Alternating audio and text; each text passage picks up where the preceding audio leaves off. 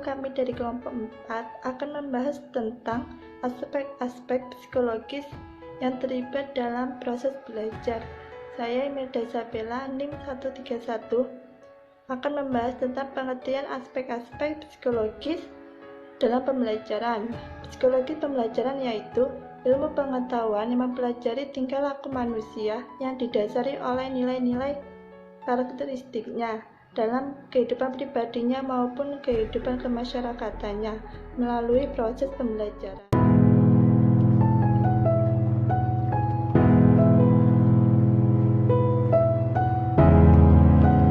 Assalamualaikum warahmatullahi wabarakatuh. Nama saya Dinda Erlinda, NIM 103. Di sini saya akan membahas tentang macam-macam aspek psikologi dalam pembelajaran. Yang pertama, minat. Minat yaitu perasaan suka terhadap suatu objek yang khusus dan akan merasa senang jika melakukan kegiatan tersebut. Minat memiliki sifat pribadi, artinya tiap orang memiliki minat yang dapat saja berbeda dengan orang lain. Faktor yang dapat mempengaruhi munculnya minat seseorang tergantung pada kebutuhan fisik, emosi, sosial, dan pengalaman. Yang kedua, bakat. Bakat yaitu kemampuan yang dimiliki oleh seseorang, di mana kemampuan tersebut sudah melekat di dalam dirinya. Bakat dapat digunakan untuk melakukan hal-hal tertentu dengan lebih cepat dan hasil yang maksimal. Yang ketiga, sikap. Sikap yaitu segala perbuatan dan tindakan berdasarkan pada pendirian. Sikap memiliki 3 komponen yang terdiri dari kesadaran, perilaku, dan perasaan. Sekian penjelasan dari saya. Wassalamualaikum warahmatullahi wabarakatuh.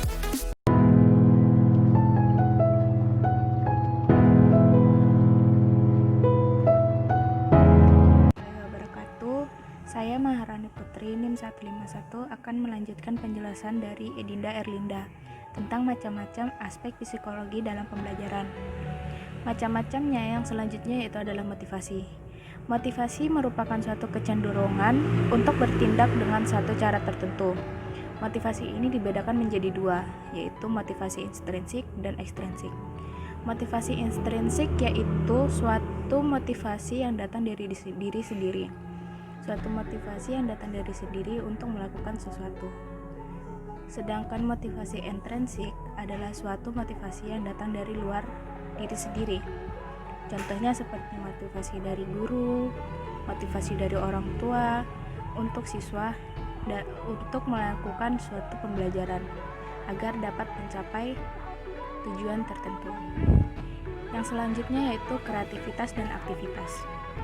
Kreativitas adalah suatu hal yang ditunjukkan oleh adanya suatu aktivitas. Orang-orang yang memiliki kreativitas biasanya dapat melakukan aktivitas yang baik. Sementara itu, belajar adalah suatu aktivitas sekaligus proses yang mengharuskan siswanya untuk belajar dengan aktif.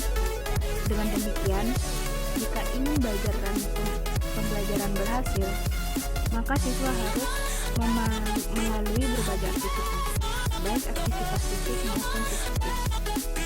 Selain itu, dalam mengerjakan suatu aktivitas, kita sebagai guru atau sebagai orang tua harus bisa memilih aktivitas yang mana yang cocok untuk pembelajaran mereka, dan serta aktivitas tersebut dapat menarik siswa agar tetap terus ingin belajar.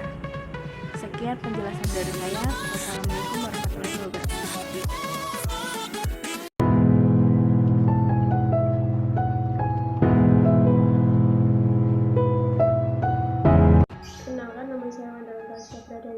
NIM 147 akan menjelaskan tentang pengaruh aspek psikologi pendidikan dalam pembelajaran.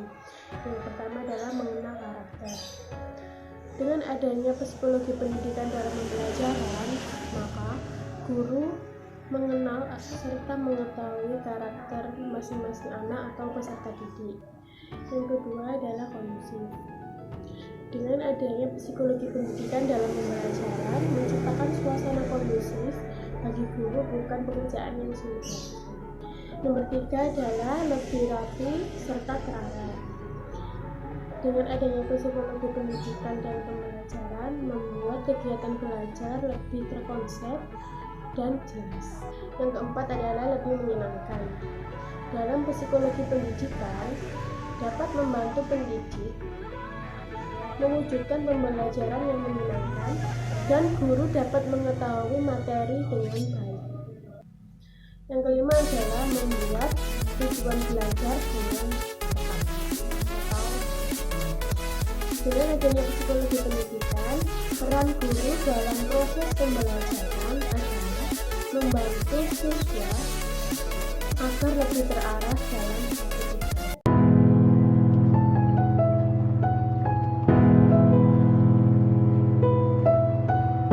Saya akan melanjutkan tentang pengaruh aspek psikologi dalam pembelajaran, yaitu yang keenam, tercatat dan terasip. Tercatat serta terasip mungkin lebih kepada guru atau tenaga pendidikan, di mana mereka yang menggunakan sistem psikologi pendidikan terbiasa dengan data dan observasi sehingga tidak sembarangan dan juga menilai anak-anak secara acak. Terus yang ketujuh, lebih memahami, yaitu membuat anak-anak memahami materi merupakan pekerjaan terbesar dengan tenaga pendidikan, di mana jika mengerti saja semua orang bisa melakukannya. Namun memahami bukanlah pekerjaan mudah, sehingga dengan psikologi pendidikan, proses belajar mengajar menjadi lebih mudah dan membuat anak-anak lebih paham. Yang ke-8, memahami minat dan bakat anak. Seringkali para orang tua membentuk keinginan mereka pada anak dan memaksanya. Namun, psikologi pendidikan menjelaskan bahwa anak memiliki minat serta bakatnya sendiri. Anak tidak bisa memaksakan sesuatu yang tidak mereka sukai dan mereka sukai. Ketahui perbedaan bakat dan minat dalam psikologi. Yang ke-9, yang terakhir, mengarahkan sesuai kebutuhan bukan keinginan. Yaitu yang dimaksud yaitu seringkali kebutuhan dan keinginan berbeda arti.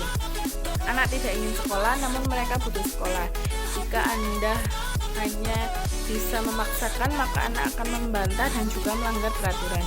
Nah, dengan psikologi pendidikan, Anda diajarkan cara mengajar yang menyenangkan agar anak-anak mau dan kembali menginginkan rasa belajar, tanpa merasa malas, kesal, takut, marah, dan sebagainya.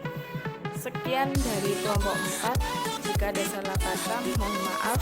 Assalamualaikum warahmatullahi wabarakatuh.